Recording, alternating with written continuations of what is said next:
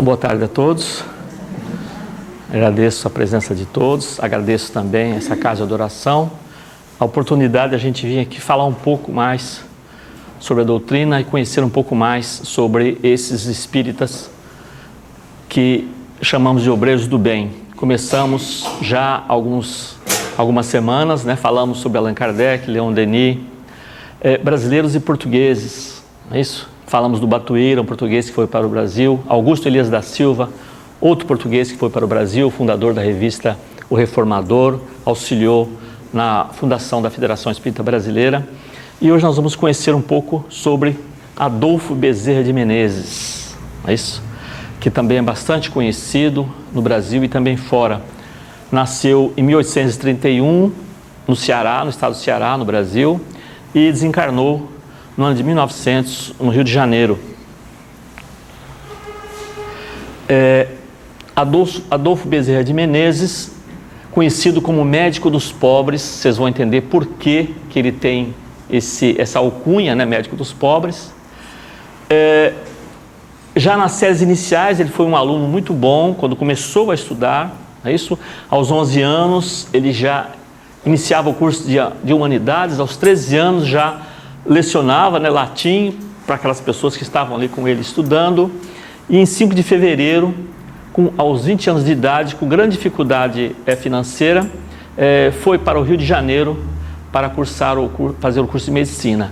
Ele tinha 2 irmãos que eram advogados e ele saiu dessa linha do direito e foi para a área de saúde, fazer um curso de medicina, ok? Na Escola de Medicina no Rio de Janeiro.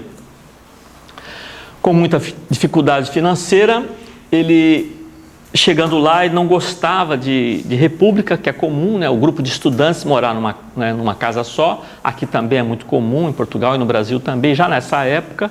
E ele não gostava muito de ficar assim com um ajuntamento de pessoas. Ele procurou conseguir um quartinho só para ele, não é isso? Para ele poder morar ali.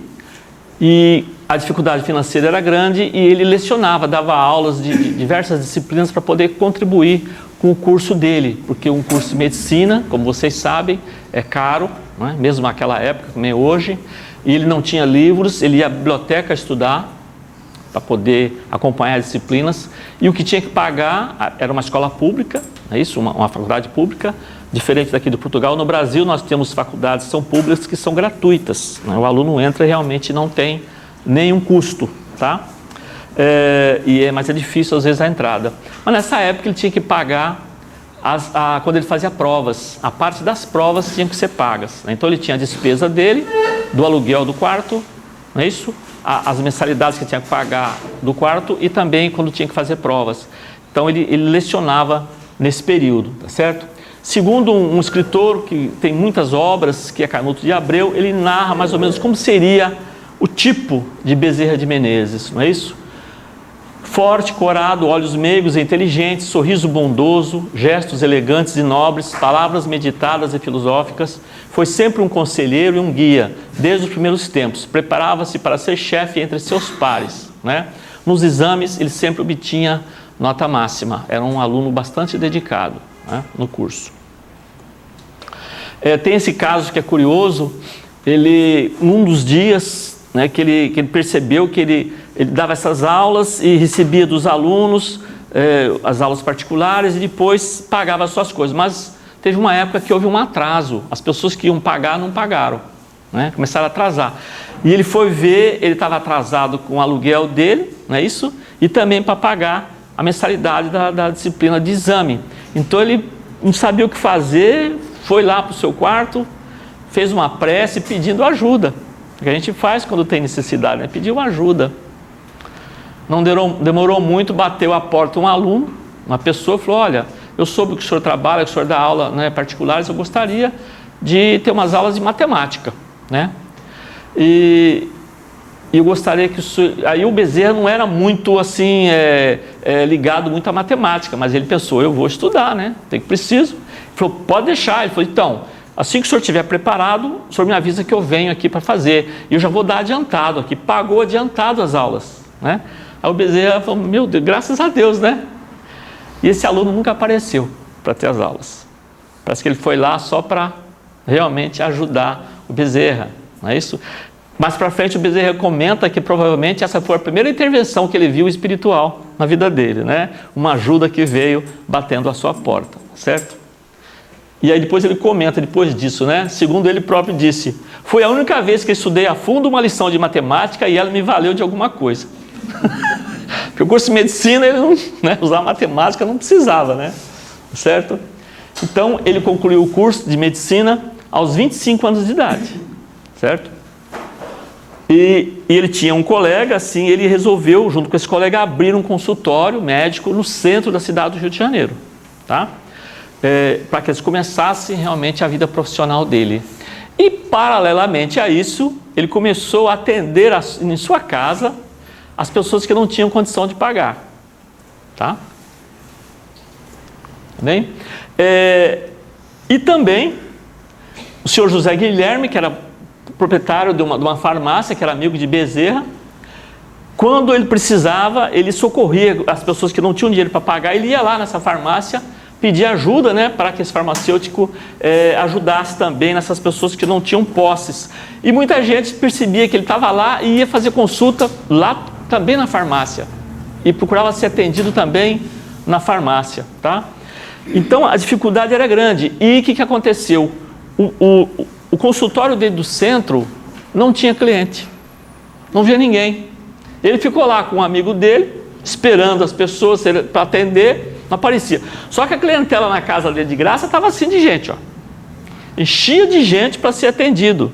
E ele não tinha, né? Então, mas à medida que ele conseguia alguma aula, alguma coisa, a pessoa chegava lá, fazia uma consulta com ele, ele dava receita, a pessoa falou, olha, eu não tenho dinheiro para pagar, para comprar esse remédio. Ele abriu uma gaveta, dava um jeito e dava o dinheiro para a pessoa. Chegou um dia que ele terminou, só tinha uma senhora com a criança no colo, a criança com febre, ele atendeu essa mãe, né, deu a receita, aí ela falou, olha, eu não tenho nem para comer, né, quanto mais para comprar um remédio. Aí ele abriu as gavetas, não tinha nada, ele enfiou a mão no bolso, também não tinha nada, ele passou a mão assim, o anel de formatura dele, ele tirou e deu para aquela mãe, tá? É por isso que ele é chamado o médico dos pobres. Como o consultório não estava se mantendo, né? Estava difícil. Após convite do colega Dr. Manuel Feliciano de Pereira, ele foi admitido como médico militar, não é isso? No Exército Brasileiro, com o posto de cirurgião-tenente. Então ali ele sentiu que a coisa parece que deu uma melhorada, porque ele tinha pelo menos um salário fixo, né? Então o militar recebeu o salário fixo, ele lá como cirurgião, ele era muito competente, só que também tudo que ele ganhava ia lá para o consultório da casa dele, né, e distribuído, tá certo? E em 1857 ele foi recebido como sócio efetivo da Academia Nacional de Medicina, a qual apresentou um trabalho considerado excelente. Então era uma pessoa bastante dedicada, bastante estudioso, né? E com o passar do tempo, Bezerra tornou-se conhecido em seu consultório do centro e começou a render frutos. Todavia, o que ganhava aplicava no consultório de casa, atendendo aos necessitados. Então, você precisava de alguma coisa, né, que ele conseguia ganhar no escritório do centro, no consultório do centro, ele levava lá para o consultório da casa dele para poder. Quer dizer, ele conseguiu um consultório, conseguiu um emprego de médico cirurgião, mas ele continuou pobre, né, porque ele distribuía sempre as coisas dele, né? No ano de 1858, é isso? Casou-se com Dona Maria Cândida de Lacerda e tiveram 2 filhos, tá?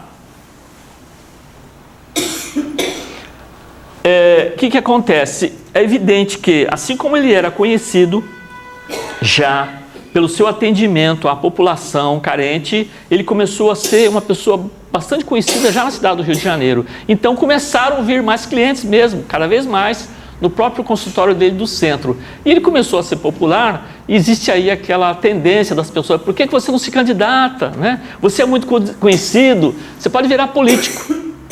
E hoje nós temos a ideia dos políticos, eu acredito que também, acho que só no Brasil, aqui acho que vocês não têm problema, né, de corrupção nem nada, como diz o Sérgio Vilar, né, mais uma coisa lá do Brasil, mas a política não é corrupta, é isso? Assim como a medicina não é, a educação não é, nenhuma profissão é. São as pessoas, algumas pessoas que exercem esses cargos, que são. Então nós vamos ter políticos realmente responsáveis, tanto no Brasil como em Portugal, com certeza. E aqueles que não são tão responsáveis, não é? Que querem, muitas vezes, conseguir as coisas para o seu próprio benefício e não em benefício à população, como é o dever de um político. Tá? E ele foi convidado, certo? Para ser vereador do Rio de Janeiro. A princípio ele ficou meio assim, não queria, mas aí a esposa o incentivou, não é isso? E ele aceitou e, lógico, foi eleito, né, como vereador em 1861. Mas, por causa desse cargo dele, quando ele concorreu, que ele ganhou, aí o concorrente dele falou, olha, mas ele é militar lá, né, ele não pode ocupar 2 cargos. Aí ele teve que largar o posto dele de tenente cirurgião como militar para ser apenas vereador, tá bem? E faleceu a esposa dele. As pessoas pensam que esses espíritas que são dedicados, que vêm aqui com um trabalho, posso dizer assim, de uma missão, eles têm uma vida fácil, e não têm uma vida fácil, não tem. Quer dizer, logo ele perdeu a esposa, não é? Casou com a cunhada dele e teve mais 7 filhos. Desses filhos, morreram filhos jovens, quer dizer, um pai ter um filho jovem morrendo, falecendo, é um baque muito forte. E lógico que Bezerra também sentiu isso na sua vida, mas ele continuou o trabalho dele. A vida dele não foi fácil, como tantos outros que se dedicaram à divulgação e ao estudo da doutrina espírita. Bem? E em 1864 ele foi reeleito para o cargo de vereador, e em 1867 foi eleito deputado geral, né? Ele escreveu, teve se dedicado realmente a algumas causas. Ele foi um abolicionista, porque naquela época ainda existia a escravatura no Brasil, e ele foi um defensor da libertação dos escravos. Pelo que eu ouvi também, ele foi um dos primeiros que se preocupou com o meio ambiente. Ele quis já fazer uma limpeza ali, fez um projeto para uma limpeza lá na Lagoa Rodrigo de Freitas, no Rio de Janeiro. Nessa época o Bezerra já queria limpar, né? Quer dizer, você veja as ideias dele naquela época, a preocupação com o meio ambiente, com as pessoas que ali viviam, tá? Como é que ele encontrou o Espiritismo? Como é que foi? Ele tinha um conhecido, o Dr. Carlos Travassos, que fez a primeira tradução das obras do francês para o português lá no Brasil. E ele presenteou o Bezerra com o Livro dos Espíritos, tá bem? Ele próprio Bezerra narra como foi essa experiência, esse contato com o Livro dos Espíritos. Deu-me na cidade e eu morava na Tijuca, a 1 hora de viagem bonde, tá? Embarquei com o livro e, como não tinha distração para a longa viagem, disse comigo, ora Deus, não hei de ir para o inferno para ler isto. Por que ele falou? Porque ele tinha uma formação católica, assim como a maioria das pessoas daquela época também, né? Tinha formação católica, e então ele falou, mas eu, né, vou ler isso aqui, né? Qual o problema, né? É uma obra filosófica e eu vou ler essa obra aqui, tá certo? Não conhecia nada do Espiritismo. Depois, é ridículo confessar-me ignorante dessa filosofia. Ele era uma pessoa curiosa, gostava de ler, gostava de estudar. Quando tenho estudado todas as escolas filosóficas, pensando assim, abri o livro e prendi-me a ler ele como acontece com a Bíblia. Lia, mas não encontrava nada que fosse novo para meu espírito. Entretanto, tudo aquilo era novo para mim. Eu já tinha lido ou ouvido tudo que se achava com o Livro dos Espíritos. Preocupei-me seriamente com esse fato maravilhoso e a mim mesmo dizia, parece que eu era espírita inconsciente, ou como se diz vulgarmente, espírita de nascença. Ele começou a ler, ele começou a clarear a mente dele, né? Puxa vida, isso aqui para mim está tão claro, está tão objetivo, está tão esclarecedor. Ele começou a perceber que parece que ele já conhecia realmente a doutrina espírita, tá? E no dia 16 de agosto de 1886, com um público de 2.000 pessoas, lotava uma sala de honra na Guarda Velha, no Rio de Janeiro, as pessoas lá, e ele se declarou espírita. Isso aí realmente foi um rebuliço, né? As pessoas, nossa, um homem desse, né? Com essa cultura, por que vai virar espírita? Porque naquela época todo mundo sabe que o espiritismo, as pessoas não eram muito benquistas, não é isso? Alguns eram taxados de loucos, né? Quem era espírita era louco, mediunidade era coisa de loucura, não é? Então, mas o que aconteceu? A adesão de Bezerra ao Espiritismo foi notícia não só no Rio, mas com outros estados, e muitas pessoas falaram, nossa, agora temos um representante, né, da doutrina espírita, apesar que a doutrina nunca teve uma hierarquia, ninguém é chefe da doutrina espírita, tá certo? Temos pessoas que trabalham e divulgam a doutrina, é isso? Em 1887, o médico dos pobres passou a escrever uma série chamada Espiritismo, Estudos Filosóficos, no jornal O País, que era um grande jornal, e ele assinava o pseudônimo, né, o alcunha de Max, não colocou Bezerra de Menezes, é isso? Ele escrevia essas obras. Né? E em 1889 ele tornou-se presidente da Federação Espírita Brasileira. Procurou também trabalhar com cursos, orientando as pessoas que tinham necessidade, questões mediúnicas, orientar pessoas que tinham mediunidade, não sabiam o que fazer, que estavam perturbadas. Ele procurou sempre orientar, tá certo? Passou a dar conferências, reuniões em uma casa espírita chamada União, em outra casa chamada Centro, que ele mesmo fundara para promover o estudo do Evangelho e do Livro dos Espíritos. Tentava conciliar as diferentes correntes de pensamento espírita. O que vai acontecer? O que aconteceu no Brasil nessa época? Tinha diversos centros espíritas e muitos deles começavam a divergir, né? E era comum as desavenças, as briguinhas entre os centros espíritas. E isso acontece até hoje, né? Isso não é uma coisa só daquela época, né? Bezerra de Menezes trabalhou muito pela harmonização dos grupos espíritas. Faltavam pessoas que orientassem os interessados no conhecimento da doutrina espírita. Olha só, ele percebeu que precisava de uma escola de médiuns. Então ele resolveu, puxa vida, né? Já que tem tanta gente necessitada, pessoas com a mediunidade aflorada, mas não sabem o que fazer, vamos montar um curso de médiuns, né? Uma escola de médiuns. O que ele fala? Foi quando você viu só, pois nem mesmo os próprios membros da diretoria dessa instituição frequentavam a escola. Chamou a todos, mas ninguém comparecia. Olha só, os próprios colegas espíritas não ajudavam, não partilhavam os conhecimentos deles para poder orientar as pessoas que necessitavam. Então, ele não teve vida fácil, não é?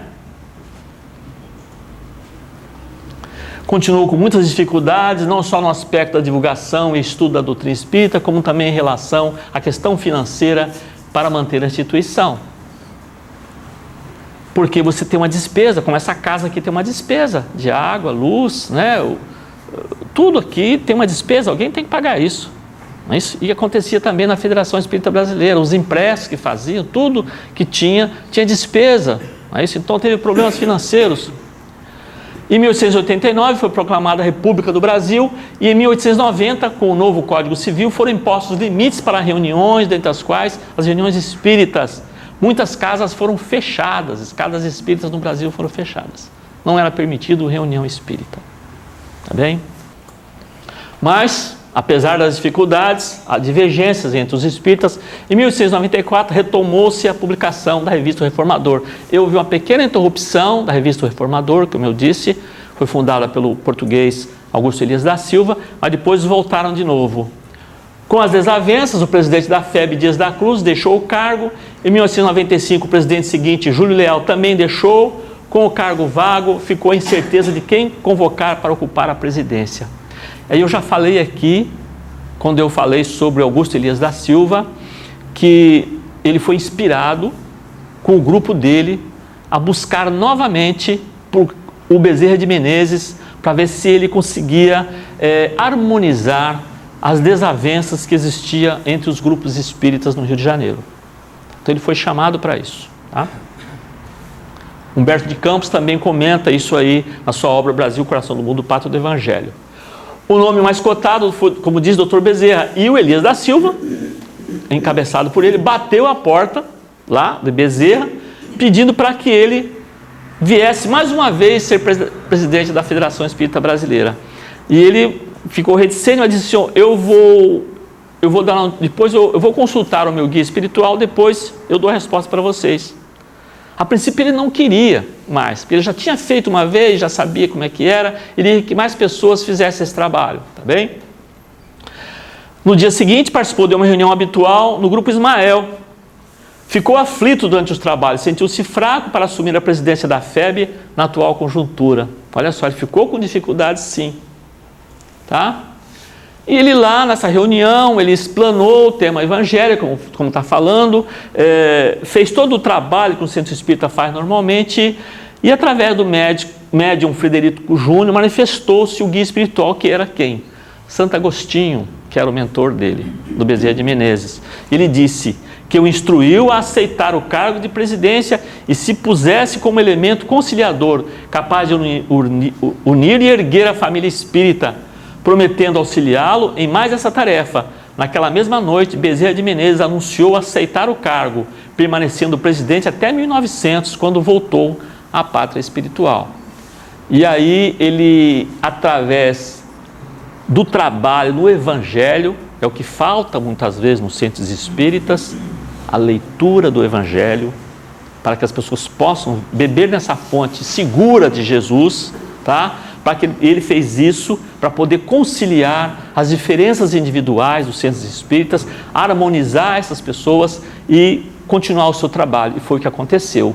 Os grupos começaram a melhorar e a questão financeira melhorou e tudo começou a encaminhar como deveria ser. Isso graças ao trabalho de Bezerra de Menezes, apoiado pela espiritualidade.